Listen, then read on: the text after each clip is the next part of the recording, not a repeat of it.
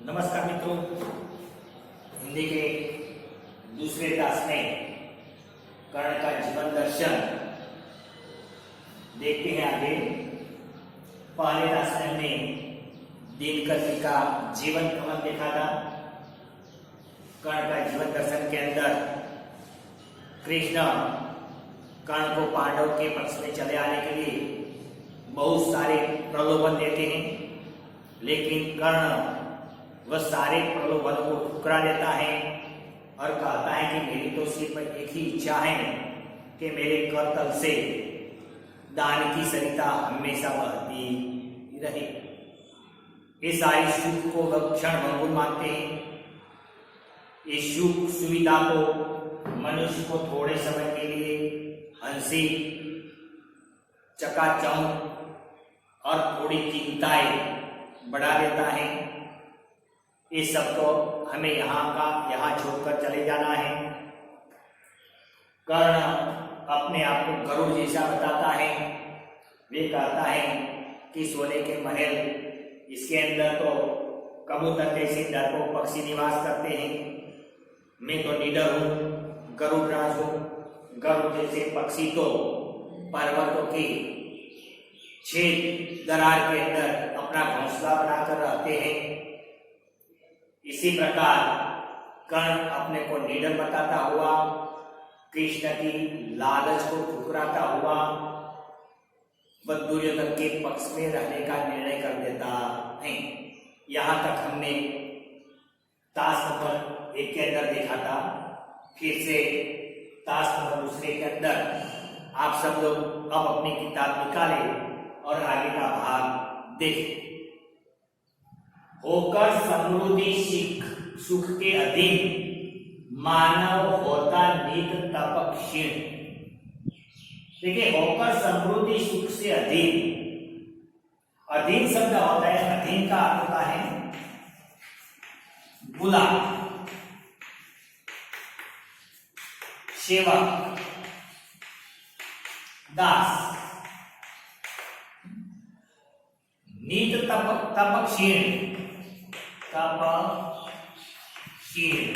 तो तप क्षीण का अर्थ होता है प्रभावहीन। क्या होता है? प्रभावहीन।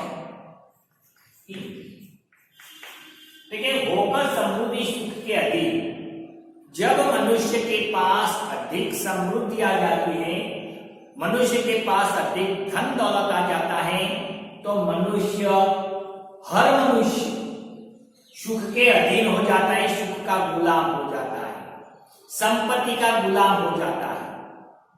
उसके नजर में सिर्फ सुख सुविधा ही देखती है, वो उसके अधीन हो जाता है। मानव होता नित तपक्षी, नित हमेशा और हमेशा वह मनुष्य प्रभावहीन हो जाता है। उसकी इज्जत, उसके अभिमान के कारण समाज में कम हो जाती है। धन आने के कारण मनुष्य गलत रास्ते पर चला जाता है, अपने रास्ते से भटक जाता है, और जब मनुष्य गलत रास्ते पर चला जाता है तब वह प्रभावहीन हो जाता है, उसकी इज्जत भी धूल में मिल जाती है। इसलिए अधिक सुख समृद्धि के कारण मनुष्य आपे से बाहर हो जाता है, जो नहीं करना वह करने लगता है। इसलिए कर्ण यहाँ कृष्ण को समझाता है कि अगर आप मुझे अधिक समृद्धि दोगे तो मैं समृद्धि का दास हो जाऊंगा, ये सारी संपत्ति मेरे पर हावी हो जाएगी, और जिसके कारण मेरी जो प्रतिष्ठा है वह प्रतिष्ठा को बट्टा लगेगा। सत्ता, किरीट, देखिए एक शब्द है किरीट, मुकुट, मणिमय, मणि से सजा हुआ आसन करते मनुष्य का तेज हरण। देखिए शब्द है तेज हरण, प्रभाव को नष्ट करना।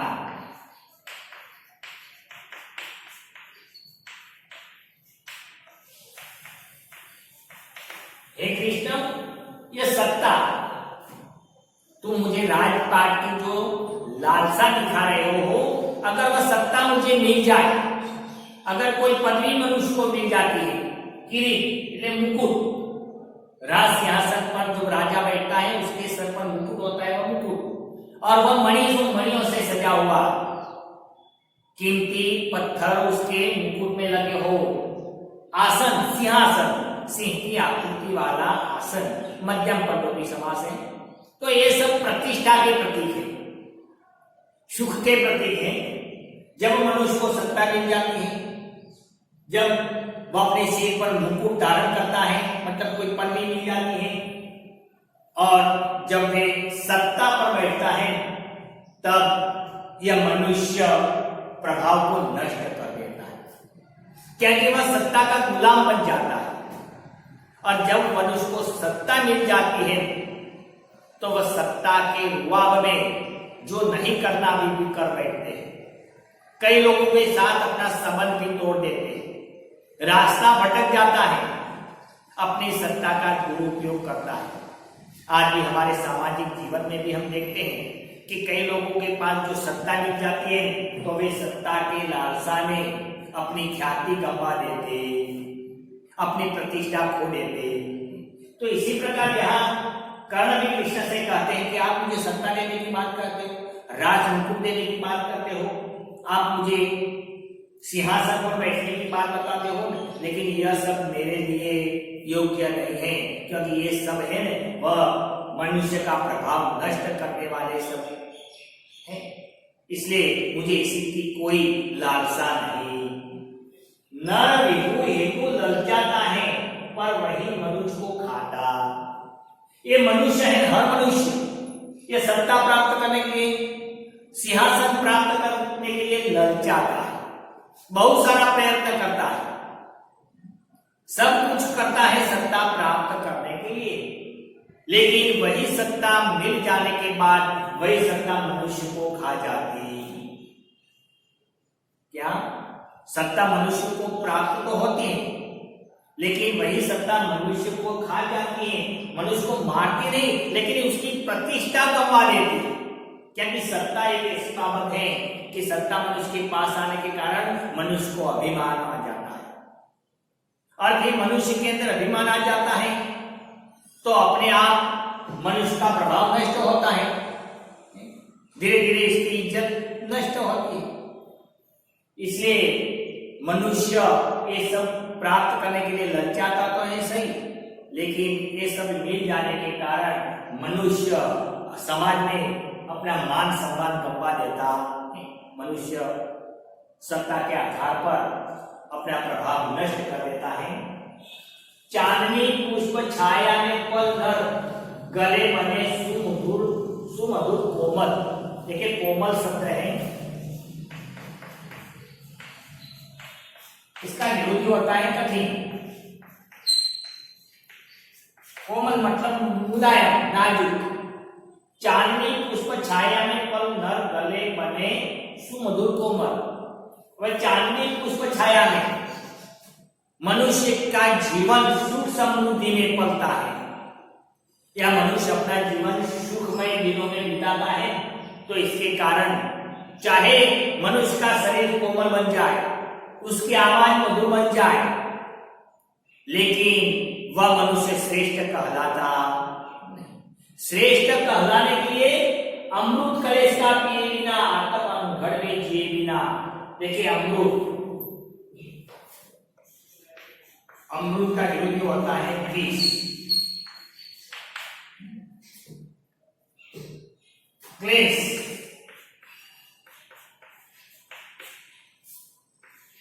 क्लेश मतलब कष्ट, क्लेश मतलब कष्ट, दुख।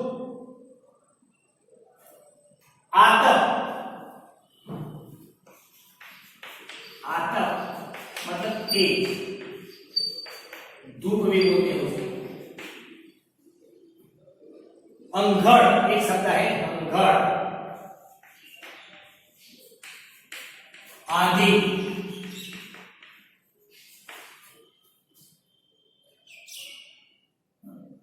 देखिए, पर अमृत कलेश का पिए बिना, आत्म अंधड़ में जिए बिना। जब तक यह मनुष्य अमृत रूपी कलेश, अमृत रूपी कष्ट जब सहता नहीं, आता पहले गर्मी, धूप, आंधी, ऐसे में वह अपना जीवन नहीं बिताता। मतलब मनुष्य के जीवन में जब तक कोई भारी मुश्किलें नहीं आती और ये मुश्किलों का मनुष्य जब तक सामना नहीं करता, वह पुरुष नहीं कहला सकता, तब तक वह पुरुष कहला सकता नहीं। आज जिनके लिए हर एक व्यक्ति को हम पुरुष कहते हैं, लेकिन कई पुरुष ऐसे होते हैं कि जो मात्र सुख सुविधा में पले हुए हैं। वह थोड़ा सा कष्ट आए तो वह कष्ट उठाने की या कष्ट झेलने की हिम्मत उसके पास होती नहीं, तब वह पुरुष नहीं कहलाता। सच्चा पुरुष तो यही है कि जिसके जीवन में क्लेश, दुख आए, कष्ट आए, कठिन से कठिन मुसीबत आए और उन सारी मुसीबतों का सामना करके वह अपना जीवन आगे बढ़ाता है। आने वाले विघ्न को जो पार करता है, वह विघ्न को हिला देता है, वही मनुष्य या वीर पुरुष कहलाता है। इसलिए जो मनुष्य सुख सुविधा में पलता है, जिसका स्वर या गला भी कोमल होता है, लेकिन वह श्रेष्ठ मनुष्य नहीं है। श्रेष्ठ मनुष्य बनने के लिए तो उसको दुख सहना पड़ता है, कठिन से कठिन मुसीबतों का सामना करना पड़ता है। जैसे हमने एक बार बताया था कि कड़ा लोहा बनना है तो वही लोहे को प्रथम अग्नि में तपना पड़ता है और अग्नि में तपने के बाद वह श्रेष्ठ लोहा बन सकता है। जैसे श्रेष्ठ सुवर्ण बनना है तो उसे सुनार की हथौड़ी की मार भी खानी पड़ती है, आग में तपना भी पड़ता है और तभी सोने की कीमत बढ़ती है, गहना बनता है, उसकी कीमत बढ़ जाती है। लेकिन इसके लिए मुसीबतों का सामना करना पड़ता है। तो जब तक मनुष्य अपने जीवन में मुसीबतों का सामना नहीं करता, तब तक वह श्रेष्ठ पुरुष कहला सकता नहीं। उड़ते आगे देखें,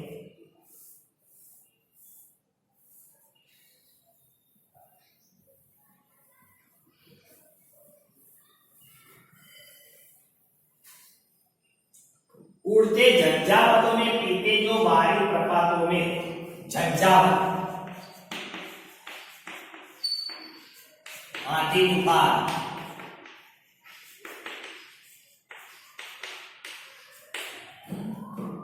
वारी, वारी मतलब पानी, जल, प्रपात, झरना। उड़ते जो झंझावतों में, पीते, उड़ते जो झंझावतों में, पीते जो बाहरी प्रपातों में। जो झंझावत, जो आंधी तूफान, भारी मात्रा में पवन का बहना, उसको बोलते हैं आंधी तूफान। और प्रपात, ऊपर से जो नीचे पानी पड़ता है उसको प्रपात बोलते हैं और नीचे फिर वह झरने का स्वरूप धारण करता है। प्रपात मतलब ऊपर से नीचे गिरना। ऐसे पानी पीता है कम सारा आकाश अयन जिनका, अयन मतलब घर,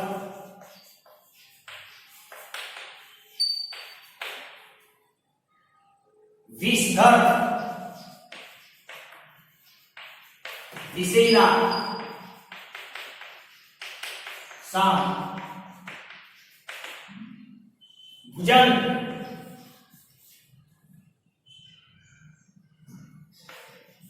भुजंग का मतलब भी सांप होता है, सर्प भी बोलते हैं उसको। सारा आकाश है जिनका, विषधर, भुजंग जिनका, कि जे आकाश है वह जिसका घर है, पूरे आकाश में वह उड़ता है, न किसी से डरता है। इसका घर पूरा आकाश है, जहां बैठना है वह बैठता है, जहां पानी पीना है वह पी सकता है। जिनका विषधर, भुजंग जिनका खुराक है, विषैला सांप, भुजंग सांप जिसका क्या है खुराक। अरे ऐसा कौन है? गरुड़। तो यहां गरुड़ की बात बताए। गरुड़ पक्षी है, वह पक्षियों का राजा है, वह लीडर है, आकाश में बहुत ऊंचे तक उड़ता है, वह आंधी तूफान में भी उड़ता है, चाहे जोरा का पवन बहता हो, झंझावात चलता हो। और वे हमारे घर के सामने रखे हुए पानी के कुंडे में पानी नहीं पीता, वे बहती हुई नदी का जल पीता है, वे प्रपात झरनों का जल पीता है। क्या कि इसे किसी पक्षी का डर नहीं, क्या कि ये पक्षी राज गरुड़ है, यह पक्षियों का राजा है। सारा आकाश जिनका घर है, उसका घर तो घोंसला नहीं, जहां उसको घोंसला बनाना है वहीं बना सकता है, क्या कि उसे अपने अंडों की या अपने बच्चों की किसी पक्षियों का चिंता रहती नहीं। विषकर भोजन जिनका, वे कहीं ऐसे अनाज के दाने नहीं खाते, ये छोटे छोटे जीव जंतु नहीं खाते, ये चूहे नहीं खाते, वे तो विषैला सांप खाते हैं, जहरीले सांप खाते हैं, क्योंकि वह निडर है, वह बाहों से वही फणीपन में छुड़ाते हैं। क्या है फणीपन? क्या शब्द है फणीपन? नागपाश। अगर कोई व्यक्ति को नागपाश से बांध दिया गया हो तो ऐसे नागपाश के बंधन में से कौन छुड़ा सकता है? ऐसे गरुड़। हमने रामायण में भी देखा था कि इंद्रजीत ने जब नागपाश बाणों से राम और लक्ष्मण को बांध दिया था, अब इसके अंदर से छूटने का कोई उपाय नहीं था। उसी समय हनुमान स्वर्ग में जाकर गरुड़राज को बुला लाए थे और गरुड़ आकर उसने अपने चांचों से ये सारे सांप को मार दिया था और फिर उसने राम और लक्ष्मण को वहीं पास से छुड़ाया था। तो इसी प्रकार कर्ण कहता है कि ऐसे गरुड़ जैसा व्यक्ति होता है, वह ऐसे नागपाश से लोगों को छुड़ा सकता, धरती का हृदय जुड़ा सकता है और धरती के हृदय से भी प्यार कर सकता है। इसलिए यहां कर्ण अपने आप को गरुड़ जैसा पक्षी बताता है कि जिस प्रकार गरुड़ वीर है उसी प्रकार मैं भी वीर पुरुष। मैं इसी सुख से या में सोने वाला या सुख में पलने वाला नहीं, मैं भी गरुड़ की तरह हूं। मेरे भी चारों ओर आन है, मैं अपने शक्ति के बल, अपने बल के आधार पर जो प्राप्त करना है वह प्राप्त करने का सामर्थ्य मेरे अंदर है। मैं किसी से डरता नहीं, मैं मरने से भी डरता नहीं। मैं गरुड़ कृष्ण, मैं पक्षीराज। हे कृष्ण, मैं गरुड़ के समान पक्षीराज, पक्षियों का राजा के मैं पक्षियों के राजा की तरह। सिर पर न चाहिए मुझे ताज, सिर पे मस्तक, ताज पे मुझे कोई ताज धारण करने की जरूरत नहीं, मुझे अपनी प्रतिष्ठा को बढ़ाने की जरूरत नहीं। मेरी वाह अपने आप होती, मेरे आन, मेरे बाण, मेरे तीर के आधार पर मैं अपनी प्रतिष्ठा बढ़ा सकता।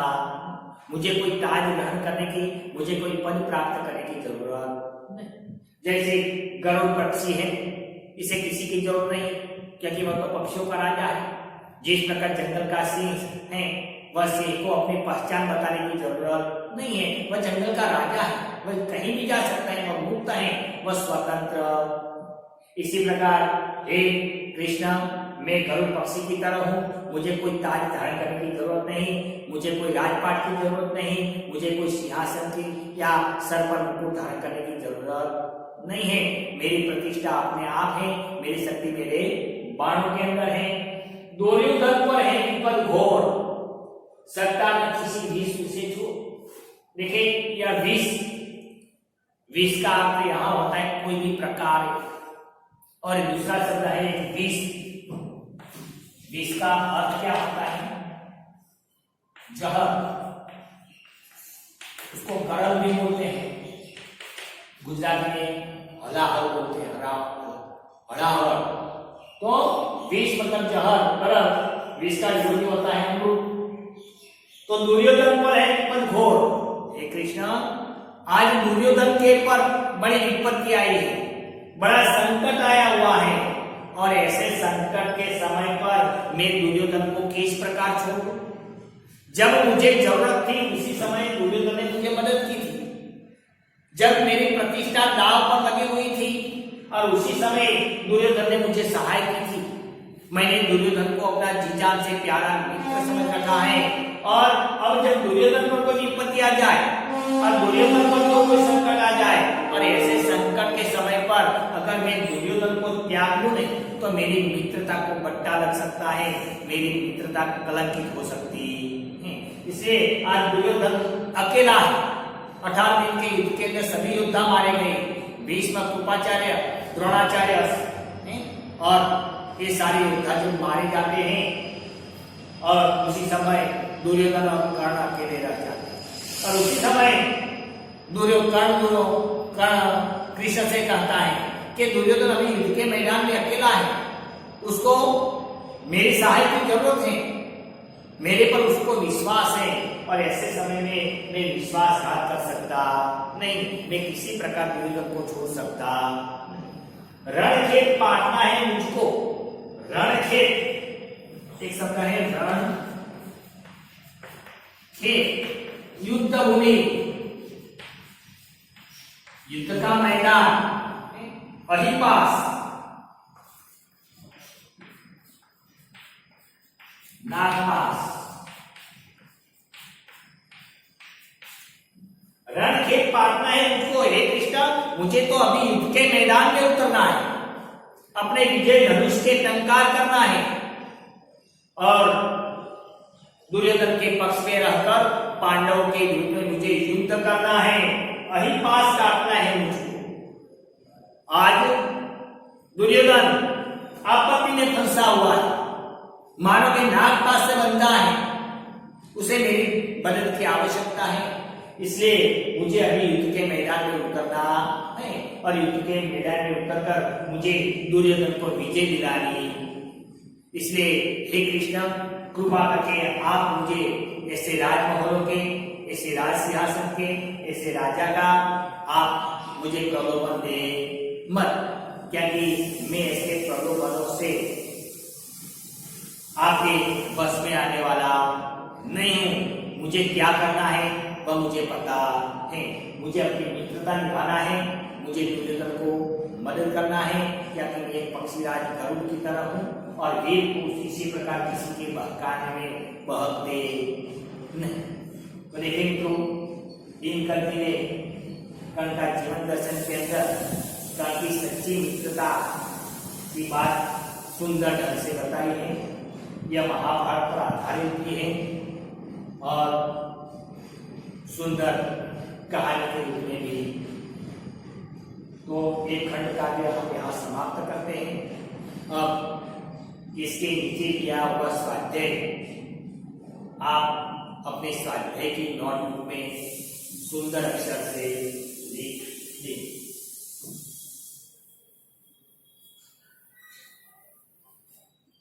स्वाध्याय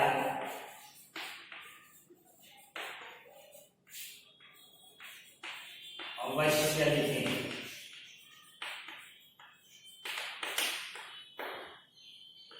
लेकिन इस एकम का स्वाध्याय अपने नोटबुक में अवश्य लिख दे सुंदर अक्षर से। Thank you.